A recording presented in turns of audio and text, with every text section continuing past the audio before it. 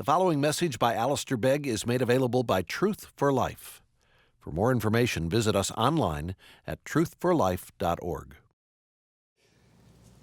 2 Timothy chapter 4, page 843, verse 1, in the presence of God and of Christ Jesus, and in view who will judge the living and the dead, and in view of his appearing and his kingdom, I give you this charge. Preach the word, be prepared in season and out of season, correct, rebuke, and encourage with great patience and careful instruction. For the time will come when men will not put up with sound doctrine. Instead, to suit their own desires, they will gather around them a great number of teachers to say what their itching ears want to hear. They will turn their ears away from the truth and turn aside to myths.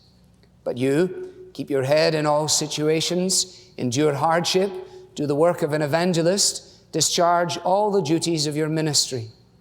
For I am already being poured out like a drink offering, and the time has come for my departure. I have fought the good fight. I have finished the race. I have kept the faith.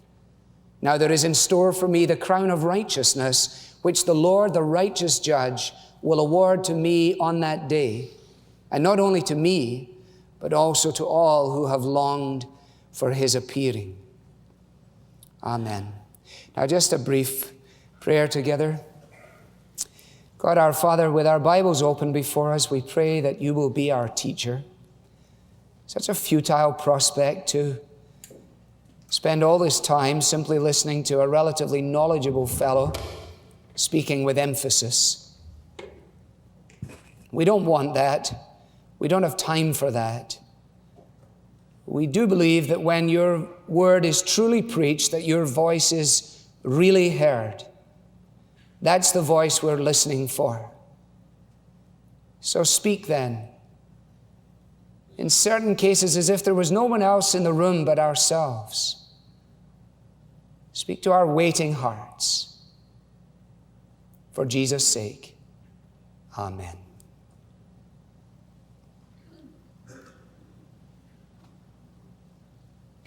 A week passed on Friday evening. I spent part of the evening as the shadows began to fall. It was still daylight, but the sun was down in the sky. And I went to a seat that has become one of my seats now. When I think of places that I like to go and sit, this is one of them. It's in the graveyard of St. Peter's Anglican Church in Addingham, Yorkshire. It's a wooden bench that was left as a memorial to somebody, and it's down at the end of a long pathway that is essentially a corridor in between some ancient tombstones.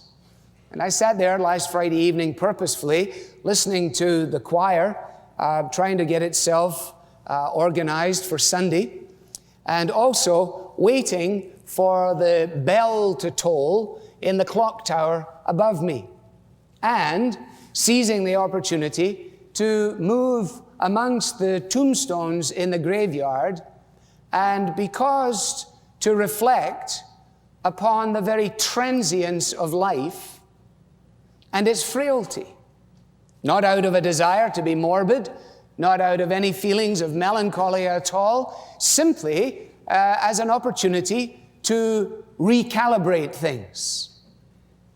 I like to listen to the bell ring. I wish we had a bell tower here. I like it when it rings, just one stroke on the quarter of an hour, a little more on the half hour, and then dings out the hours, pealing out over the thoroughfares of life and over the occasions of men and women's scurryings here and there, and marking the fact that our times are going by, reminding us that our lives are like a morning mist, that as I arrived this morning in the earlier hours was over the golf course here as we came down Pettibone Road, but I can guarantee has long since passed. That, says James, is what our lives are like.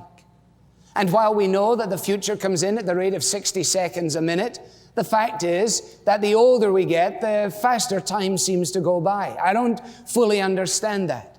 I've been thinking about it this week.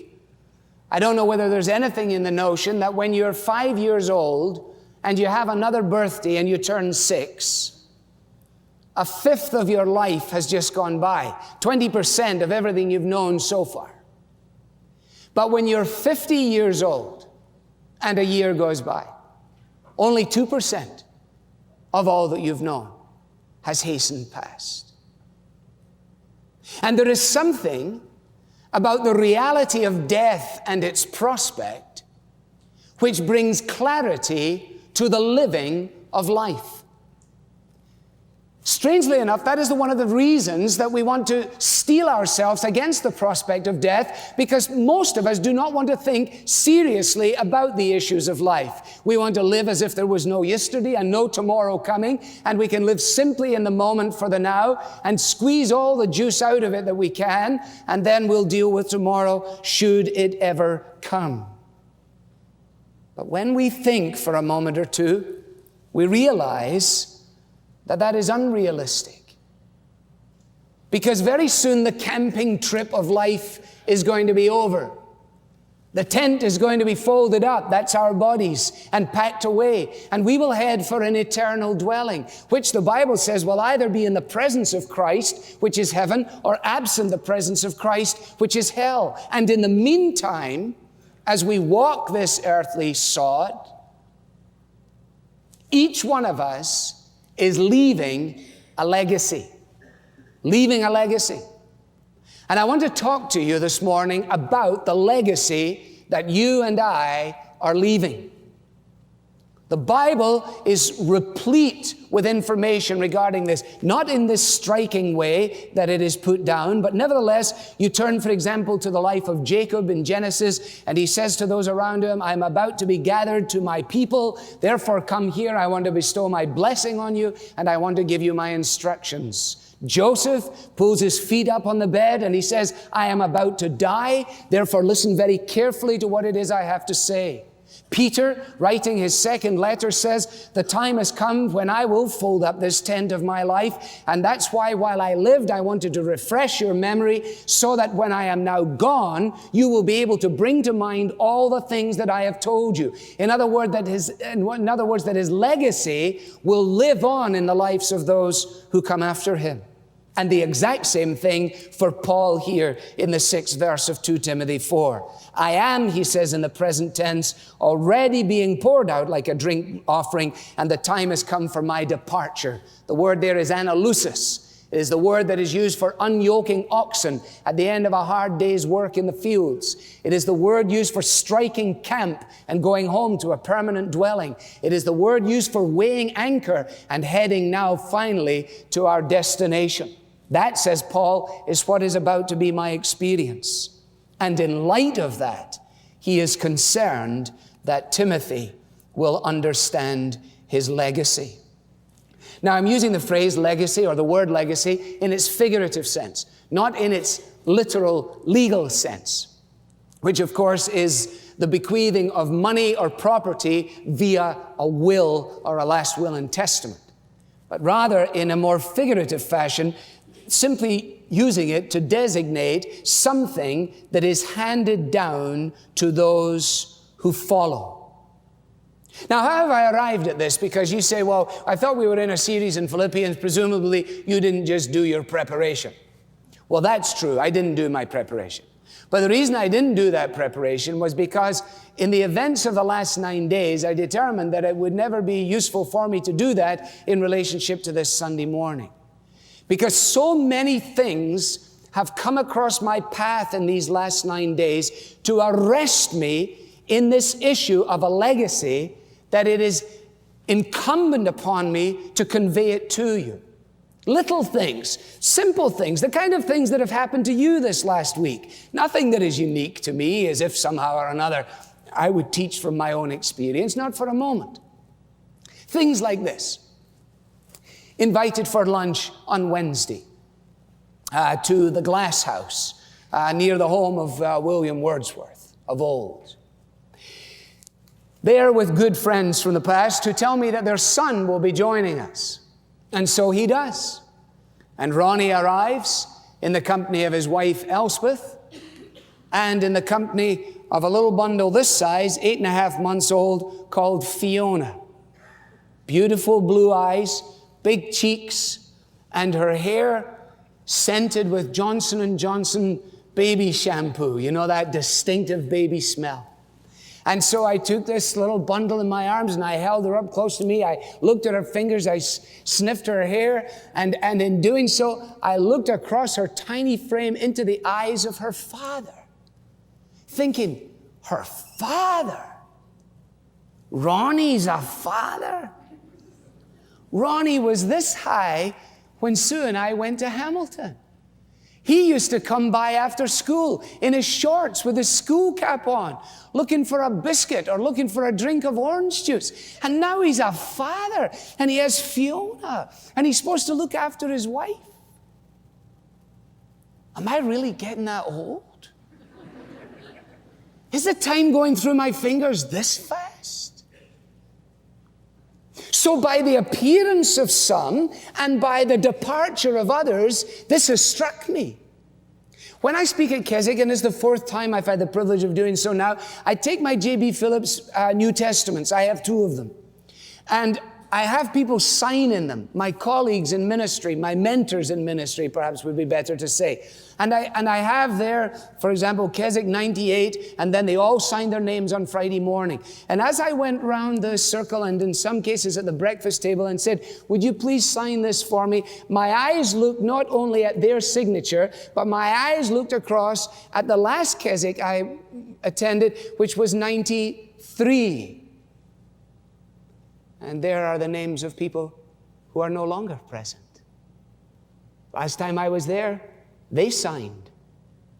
This time, they're gone. What have they left? A legacy. Names that are irrelevant to you. Even if I mentioned them, it wouldn't mean anything. I could spend a long time impressing the people on you. But it really wouldn't matter that much. But the fragrancy of their legacy stirs my heart.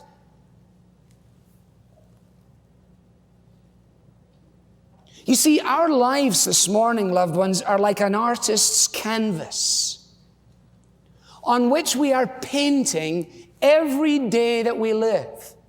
Sometimes dark strokes, sometimes bold, sometimes thin lines. But all of our lives as they unfold are increasingly becoming the canvas of who we are and what we are. And we will eventually create a picture which we will walk away and leave behind. And people will look, as it were, at that, and that will be the legacy that we have left to them.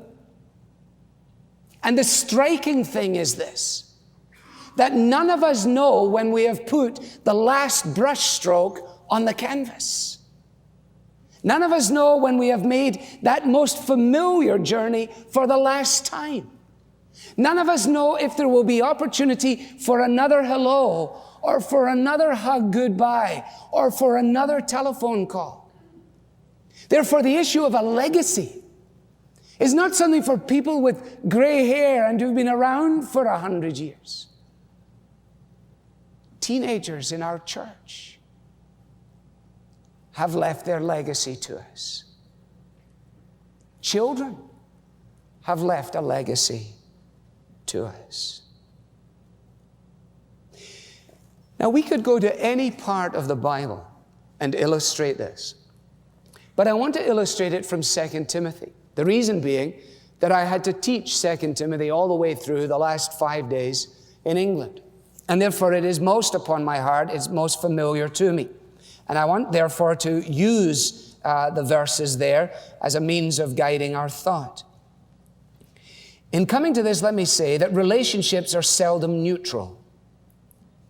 There are those in whose company we are strengthened and encouraged, and there are others who are frankly a drain on our resources, and they tempt us to falter and to quit.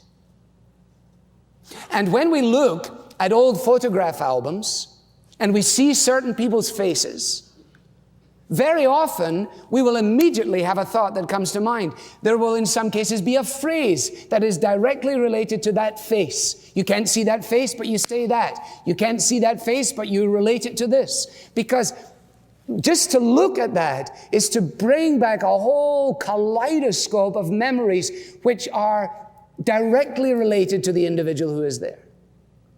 Now, while there are no pictures in the Bible in terms of photographs, the Bible is full of pictures that are here in literary form. And as we leaf through these pictures, as it were, we see the legacy that these individuals have left, some harmful and some helpful. So we're going to look at harmful, then we'll look at helpful, and then we'll draw it to a close by saying, so what is ours going to be? Incidentally, another thing that triggered me in this direction was a gentleman who came up to me and said he had something for me, and he had a large frame that was wrapped in more of that bubble stuff than was ever necessary. But he wanted to protect it, and I understood why.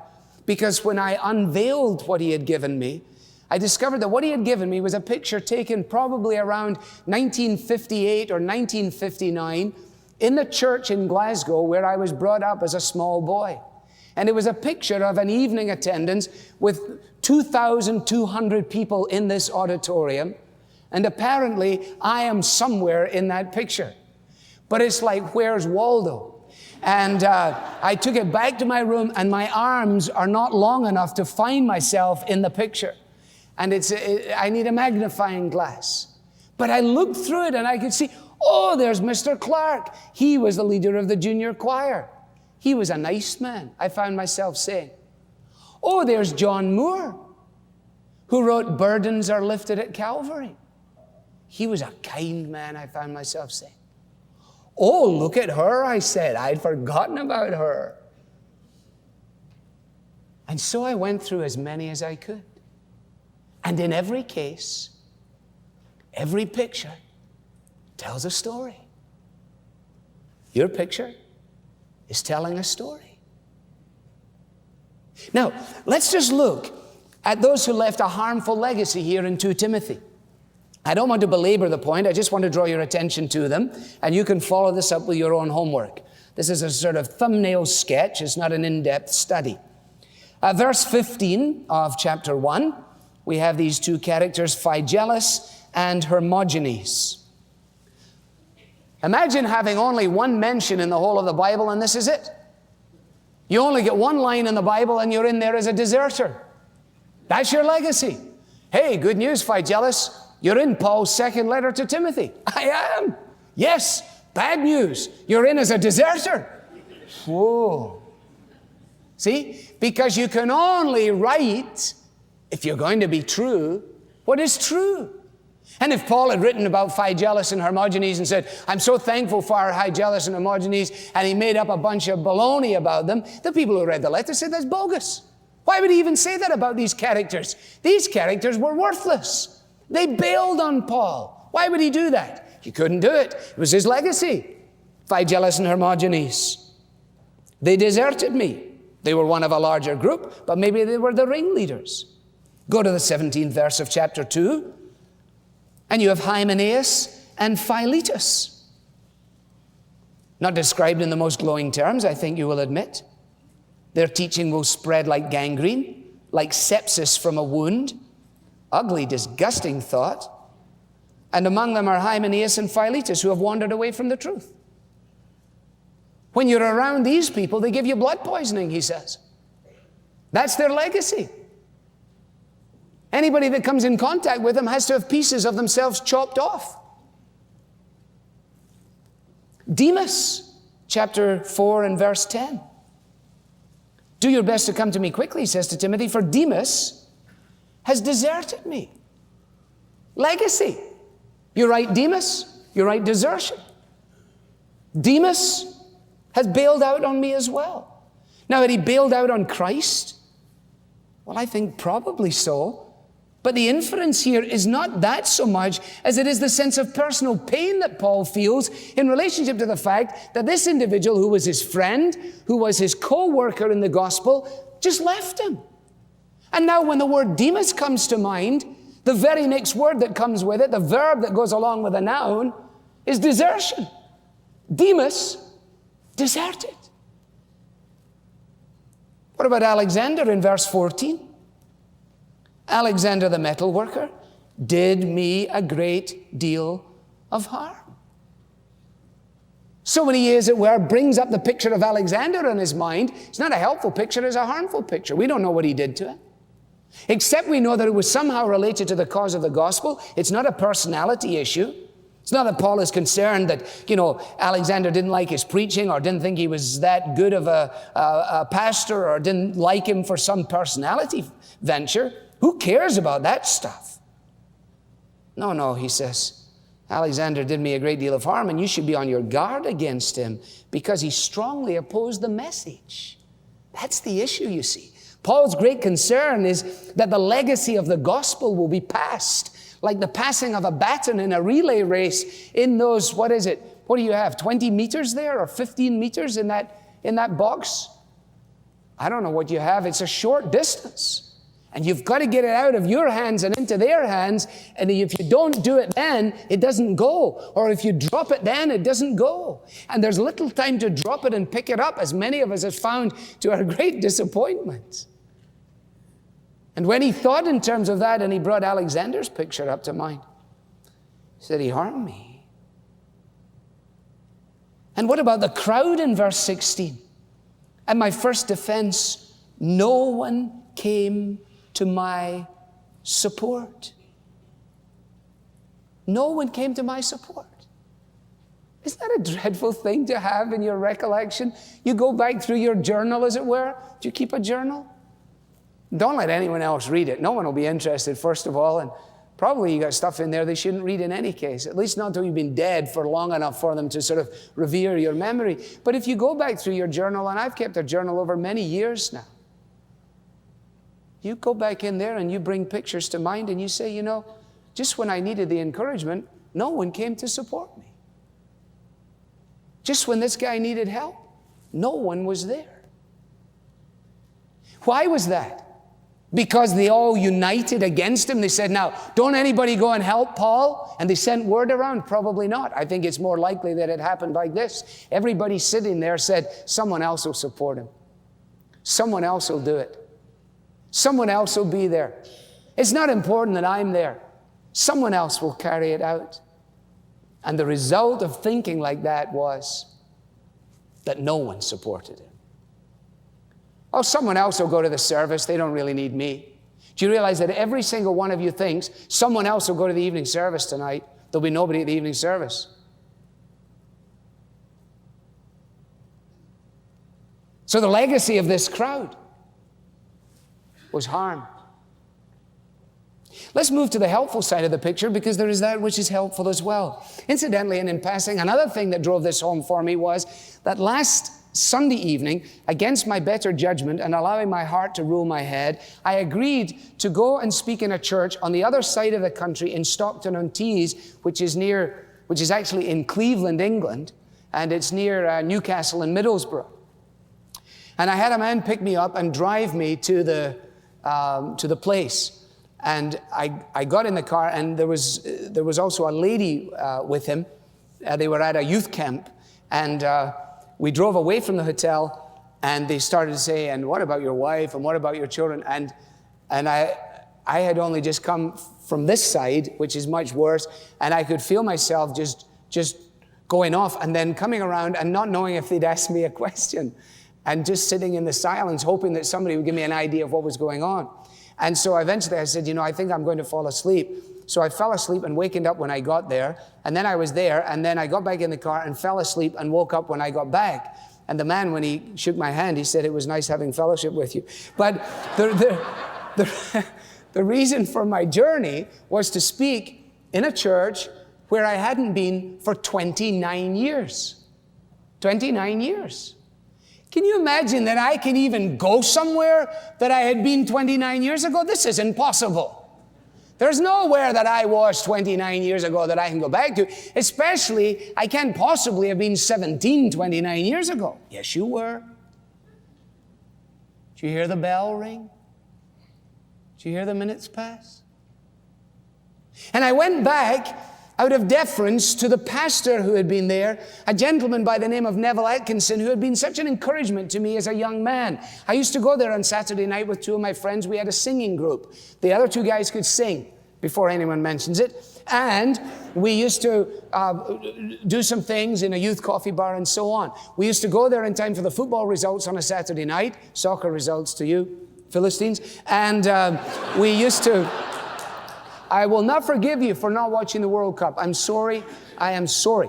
And so this church called me and they said, would you come back and speak for us on Sunday night? I said, it would be a great privilege. And I went.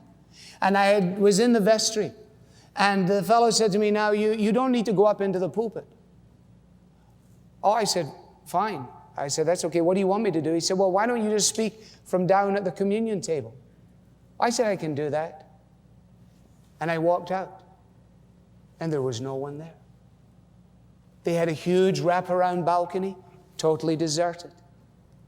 They had seats all in 3 sections down below. And when I say no one, that is hyperbole. There was a smattering of people there. Oh, I said to myself, what has happened here? This is not Neville's legacy. Because when we were there 29 years ago, the place was vibrant.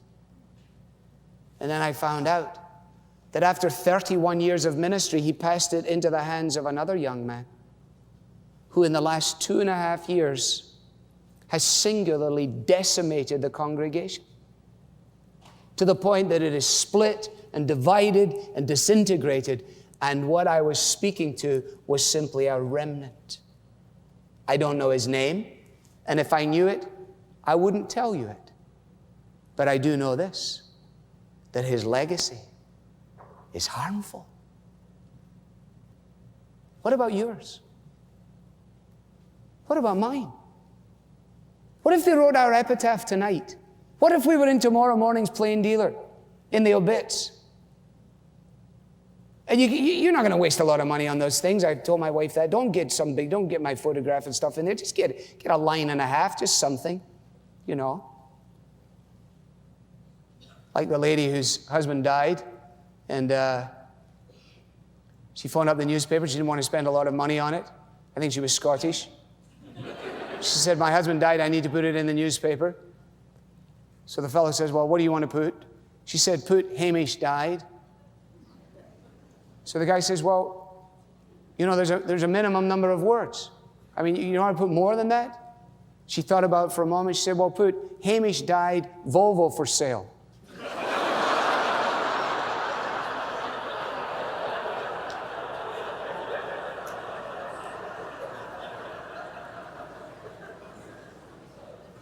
So when they put our sentence and a half in there or whatever else it is, try and sell the lawnmower at the same time, whatever they do, if there's one summary statement, what will it be? And will it be harmful?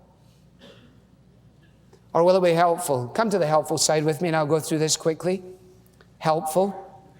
Look at verse 5 of chapter 1. What a helpful legacy was left by Lois and Eunice, the grandmother and the mother Eunice. I can't tell you what a wonderful thing it is to have a godly heritage. We shouldn't think for a moment that Lois and Eunice were self-aware in relationship to this. The sincere faith which lived in your grandmother Lois and in your mother Eunice, I can't imagine that the grandmother would come over to the house and say, Timothy, now here I am, your godly granny's here. Come along, Timothy, and I will expound to you the great wonders of things, because after all, I'm your godly granny. No, I think she was just granny. And his mother, do you think his mother used to get up in the morning and say, now come along, Timothy, I'm your godly mother, and I'm here to bestow my heritage upon you? No, she just did the laundry. She just sent him off to school. She just clipped him round the ear. She just did mother things. But down through the corridor of time, as people reflect on it and bring their photographs to recollection, says, you know what? This was tremendously helpful, having this grandmother and having this mom.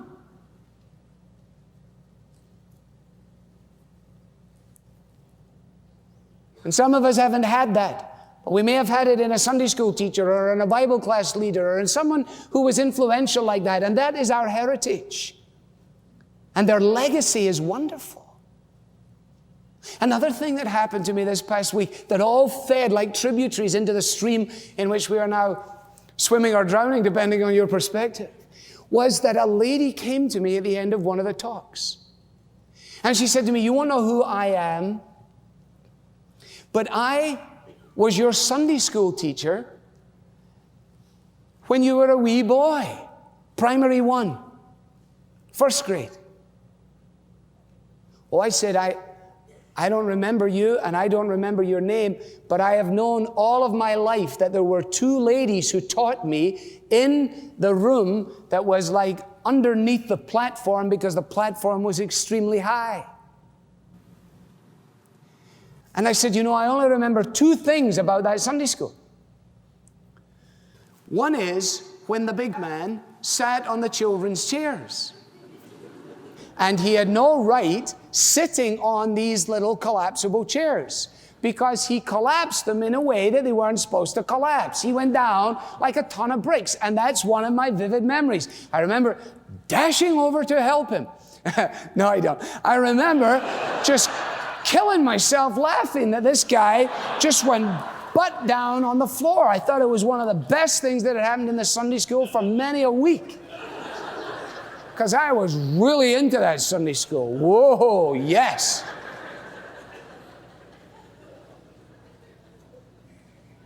And I said, I remember that. And she smiled benignly. And I said, and the other thing I remember is that somehow or another you 2 ladies made clear to me one Sunday, and I don't know what day or what date it was, but you made clear to me the issues of the gospel. Because I said it was after your Sunday school class 40 years ago that I went home to my dad and I asked him, how old do you have to be to trust Christ? And I said, the reason I asked my father that question is because of your instruction in that class. She never knew that. And here she was, came to listen to the Bible readings at Keswick, given by some boy that never paid attention in her Sunday school class. How she must have marveled. And under God, I think she went away with a wee bit of a spring in her step, realizing that again on another Sunday morning, just like so many of you, with these kids looking here, looking there, poking, pulling pigtails, doing everything, scribbling on the sheets, flicking coins, doing everything at all. She must have gone home and said, oh God, don't send me back under the platform again. Just take all those kids away from me. I can't stand it. And who's to say how many other men in their mid-40s and girls in their mid-40s are walking the path of faith as a result of the legacy. Be encouraged, grandmothers. Be encouraged, moms. Be encouraged, Sunday school teachers, kindergarten workers, junior choir teachers. Somewhere behind those vacant stairs, God does His work. What about this chap, Onesiphorus, in verse 16? May the Lord show mercy to the house of Onesiphorus. Or maybe it's one sip Horace, I don't know. Maybe it's a guy called Horace, and they said, would you like a drink? And he said, just one sip. And ever after, he was known as One Sip Horace.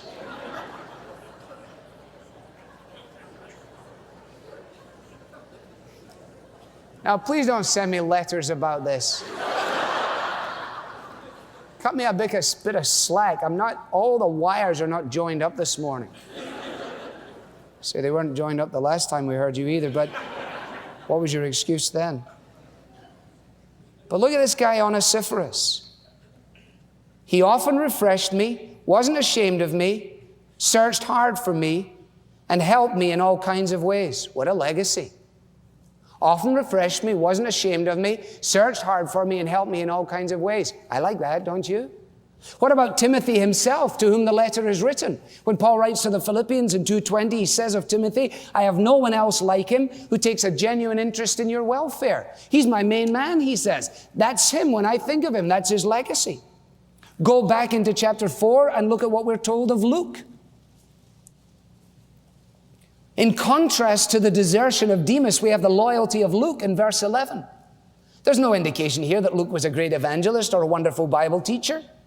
Indeed, the whole inference is that he was none of that, but that he was marked by fidelity, by loyalty, by integrity, by humility, and he had lived his life over the long haul.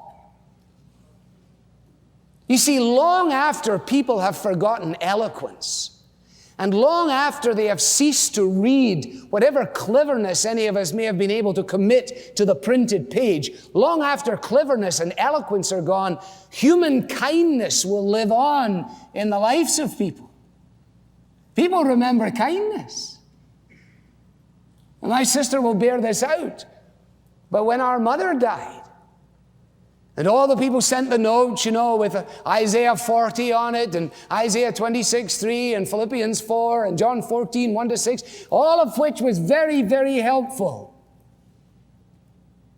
I don't think any of us remember any of the notes or anything about them. I'll tell you what we do remember. We do remember the lady from round the corner who kept coming back with another pile of freshly completed laundry. And when I think of her, what a legacy. I don't fall into this trap of thinking, the key to success in the Christian life is being a teacher, is being a front person, is being a notorious person.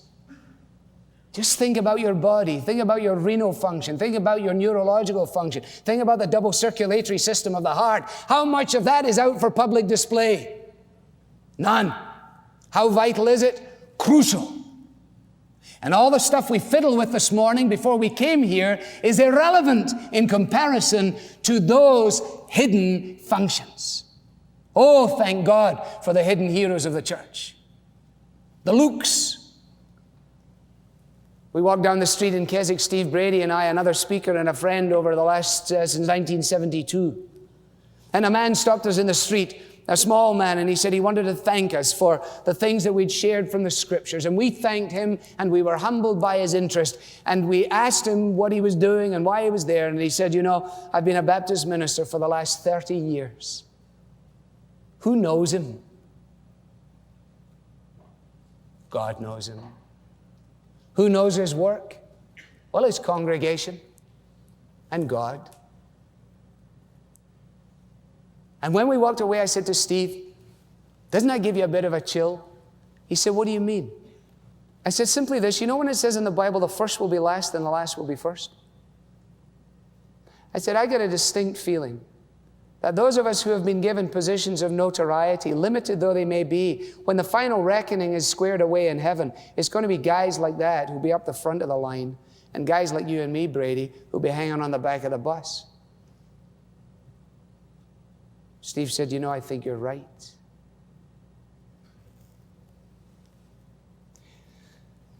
Now, our time is gone. I need to come just to the final thought, but you'll notice that Mark is there and he's helpful, and Tychicus is there and he's helpful, and the crowd is there at the end between verse 19 and 21. Priscilla and Aquila and Onesiphorus and Erastus and Trophimus and Eubulus and Pudens. Love the name Pudens, don't you? Whether that was a guy that was really fond of dessert or not, I do not know. But nevertheless, he's there. Might have been a lady called Pudens. It's a great name, Pudens. You can tell I've really done a lot of in-depth study on this, can't you? Yeah. So I'm really digging deep into the material. Well, there we have some with a harmful legacy, some with a helpful legacy. The question is, what about you and me? And with this, I draw it to a close. How are we going to establish this? Number one, determined to live so as to be missed. Determined to live so as to be missed. But to be missed for the right things. To be missed for the right things. Don't let's be missed at meetings because the meetings go so well without us. People are going, that was a great meeting tonight. Seemed to go very smoothly. I don't know what the difference was. Oh, yes, I do. He wasn't here. She wasn't here. You don't want to have people look up cantankerous in the dictionary and your face comes up beside it. Be missed. Live as to be missed. Be missed for kind words, for good deeds, for short notes, for quick telephone calls, for good laughs. Be remembered for humor. Happiness doeth good like a medicine. Fill your portfolio with this stuff. Who the world cares about the size of the house, the cubic capacity of the engine of the car, the stock options, glory all knows what not? All of that's going in a garage sale. But what will live on in the minds of our kids and our grandkids are kind words, good deeds, short notes, quick calls, good laughs. Don't be seduced into putting all of your treasure in the wrong place. And pass to your children a treasure trove, which is harmful, not helpful.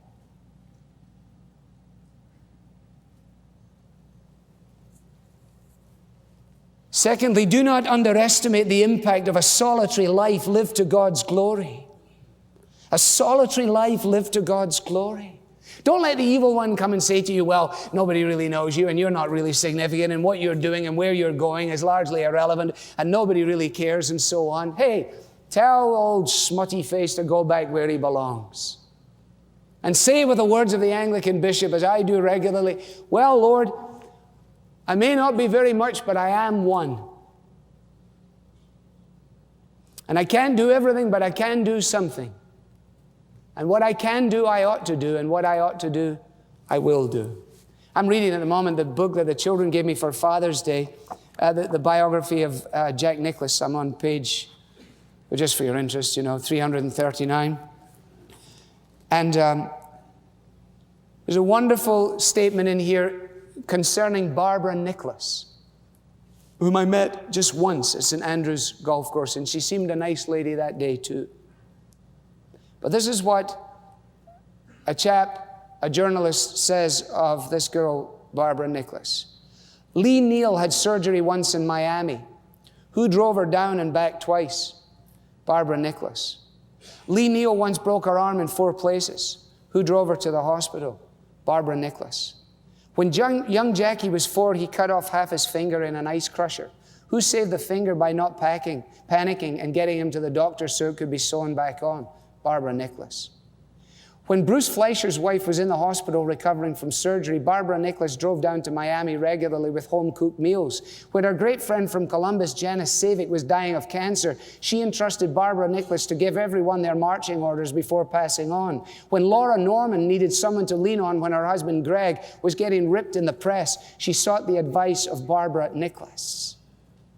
And speaking of her help and her influence within the home and her support of Jack Nicklaus is a wonderful, tremendous illustration. She says, if I can't fix it, we call a repairman. Right after we got married, I asked Jack to put up a cup rack for me. Mind you, it was 3 screws. 45 minutes and a few choice words later, his shirt was wringing wet and he still didn't have the screws in. And it goes on to talk about the influence of her solitary life. Now, I don't know where she is in relationship to faith. I'm not using it in that respect. Just talking about the impact of unseen people. In the same way, Bobby Jones. Nobody knows the name of Bobby Jones unless you're into golf. Bobby Jones dies, and Nicklaus, reflecting on the death of Bobby Jones, with whom he had sat ever since he had won as an amateur in the early days of his career, he says, I wondered how my own life might have differed without Bobby Jones' inspiration and friendship during my early years, and decided I would surely have been a lesser golfer and probably a lesser man. Why? Because of the legacy left by a solitary life. Determined to live so as to be missed. Don't underestimate the impact of a solitary life. Live to God's glory particularly. Penultimately, if you're going to be remembered as one of the crowd, make sure it's the right crowd. Say, well, I don't think my name will be isolated from the group. That's okay. But make sure it's in the right group. Make sure it's not in verse 16. No one came to my support. Make sure it's in verses 19 to 21 with Linus and Claudia and Puddens and the rest. And finally, in prospect of leaving a legacy, determine that with God's help you will seize the day, because we never know when we've just made our final deposit into the legacy that we're leaving behind. Can I tell you just one final story? Because it's all again in this confluence of these past few days. 23 years ago, I spoke at a conference for missionary candidates and missionaries with the Overseas Missionary Fellowship. It took place in Pitlochry in Scotland. And the folks who were there were a fairly high-level group of individuals in the sense that they were well-educated. Many of them were medics, and quite a number of them were theological students. And they asked me to speak on mission in the last days.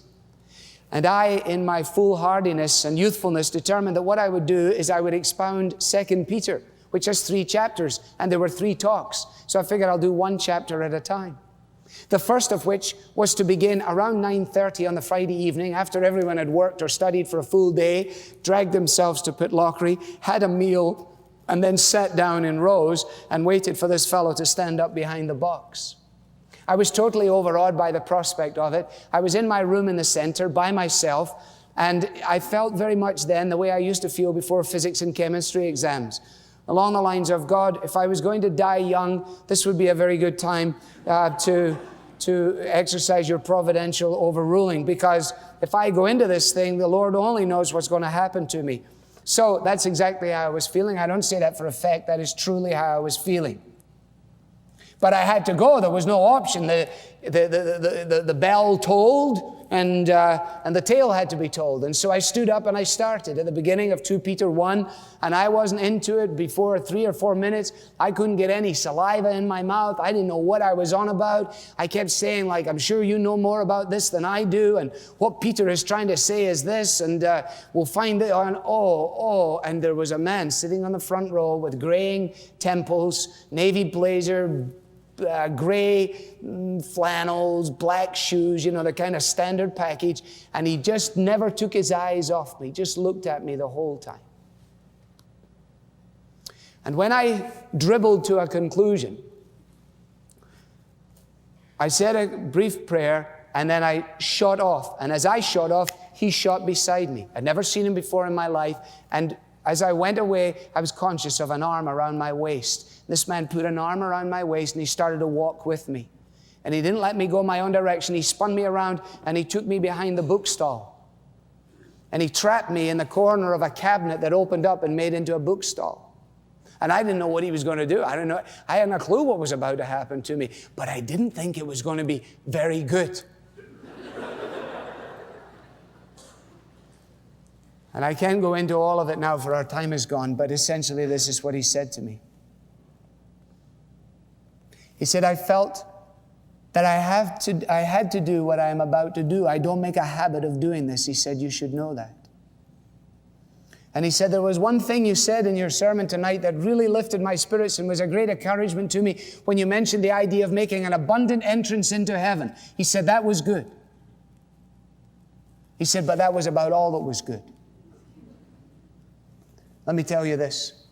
He said, Peter wasn't trying to say anything. He was saying it. You're trying to say it.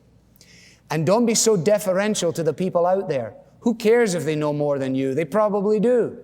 But you don't have to say that. And you don't have to defer to these folks. He says, don't you understand that whether you have sirloin steak or filet mignon or a pound of mince, and mince is Scottish or English for chopped hamburger, and the fatty kind, not the kind of beautiful stuff. He says, whether you've got a pound of mince or a sirloin steak, get up and deliver it. Because you're not there by accident, you are there by God's appointment. So don't let me ever hear you doing this again, young man. And by the way, he said, I believe that one day you will speak before thousands. And I believe that God has asked me to say what I have now said to you. Now let us pray. And we prayed. And I went back to my room and I wept. I wept for the hash that I made of the talk.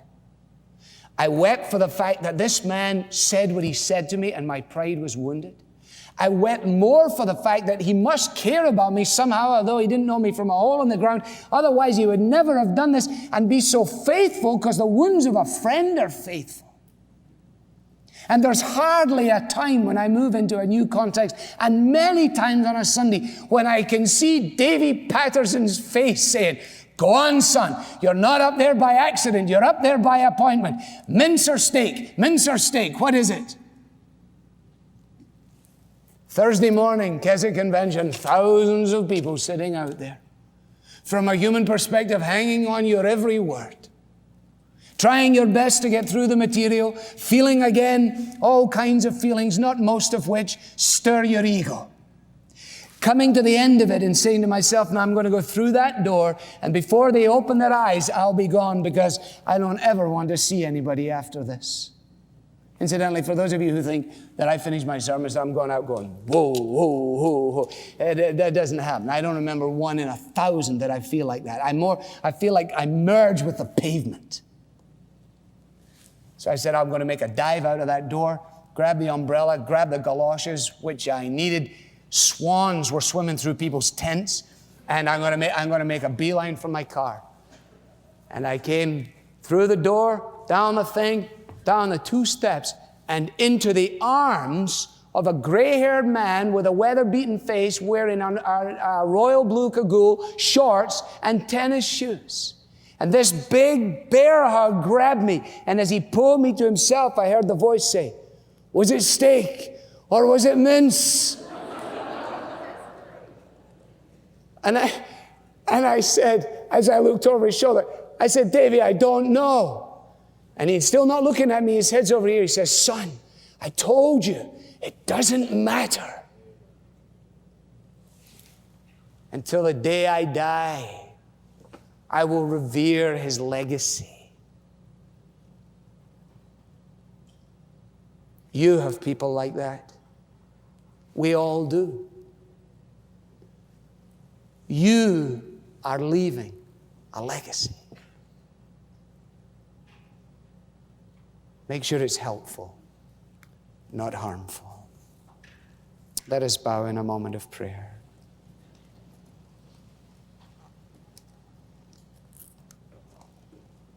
God, out of all of the abundance of these words, we pray that we might hear your voice, that your word might fill us, that your love might constrain us. Forgive us for the times when by our attitudes and our actions we've painted real ugly stuff on the canvas of our lives. And thank you that you, the master artist, are able to take the brush in your hand and not only do touch-up that is superficial, but transform the portrait. Oh God, we need this. Help us then so to live that the legacy may linger, that the fragrance may be sweet, that our lives, whether short or long, will count for you rather than against you, and that our children and our children's children might arise and call you blessed. For Jesus' sake we ask it. Amen. This message was brought to you from Truth for Life, where the learning is for living. To learn more about Truth for Life with Alistair Begg, visit us online at truthforlife.org.